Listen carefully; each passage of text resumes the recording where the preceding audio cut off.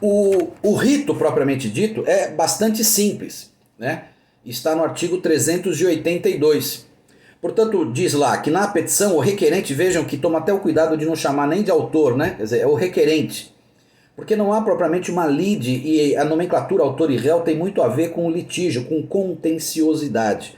Aqui, como nós não temos nenhuma contenciosidade, pelo menos nesse processo, pode ser que futuramente tenha, não há necessidade, portanto, de usar essas expressões. O requerente apresentará as razões que justificam, portanto, ele vai ter que motivar na sua petição inicial como causa de pedir um daqueles três motivos.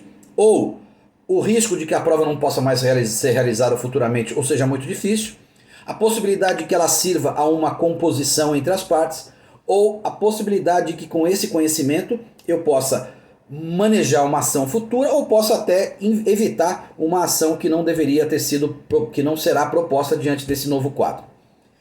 Apresentada essa petição e estando ela em termos, o juiz definirá a citação do requerido. A citação do interessado, na verdade. Vejam que o código tenta realmente desfazer qualquer noção de litigiosidade. Ele fala dos interessados. Ora, gente, quem em regra são os interessados? Quem é que estaria do lado de lá da produção antecipada de provas? Via de regra, será aquele que provavelmente estará na futura lide.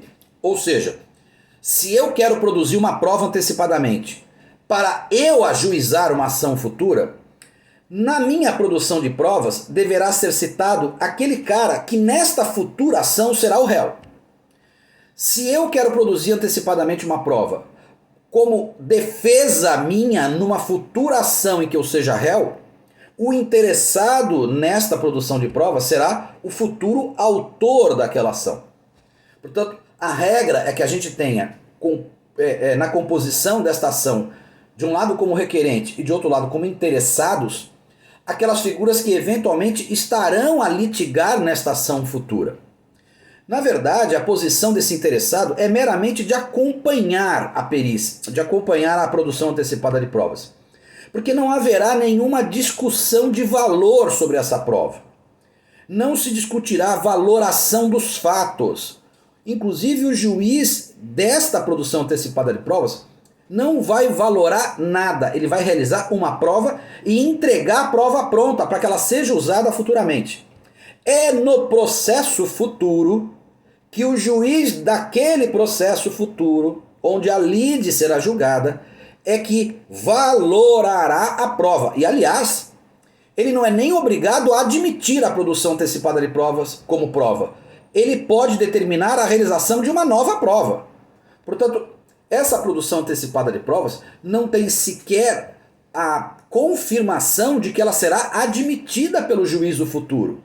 O juízo da nova ação, da lide que será instaurada para discutir aquele mérito, ele não precisa nem admitir. Mas se admitir, é ele que vai valorar aquela prova. Então, nessa produção antecipada de provas, os interessados basicamente vão acompanhar a prova. Inclusive, o parágrafo 2º do 382 diz: o juiz não se pronunciará sobre a ocorrência ou inocorrência do fato, nem sobre as respectivas consequências jurídicas. Nada, o juiz é um computadorzinho que vai produzir uma prova, mais nada. O parágrafo 3º diz: os interessados poderão requerer a produção de qualquer prova no mesmo procedimento, desde que relacionado ao mesmo fato. Ou seja, a partir do momento que eu chamo esses interessados para a produção de prova, para acompanhar a produção daquela prova, eles eventualmente podem também fazer requerimento de provas, desde que relacionadas ao mesmo fato.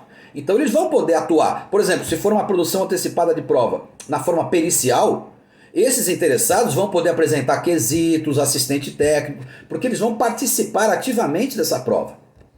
E no parágrafo 4º está dito aqui: não se admitirá nenhum tipo de defesa ou recurso. Não tem defesa, não tem mérito a ser discutido.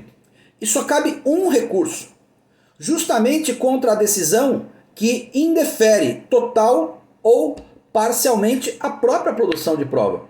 Ou seja, o único recurso cabível é contra a decisão que não defere a prova. Não há mais nenhum outro recurso cabível. Terminada, portanto, a produção da prova, ela finalizada, esse processo é extinto por sentença e a prova é entregue fisicamente para o interessado para ele fazer o uso que desejar. Tá bom, gente? Conversaremos em aula. Um abraço.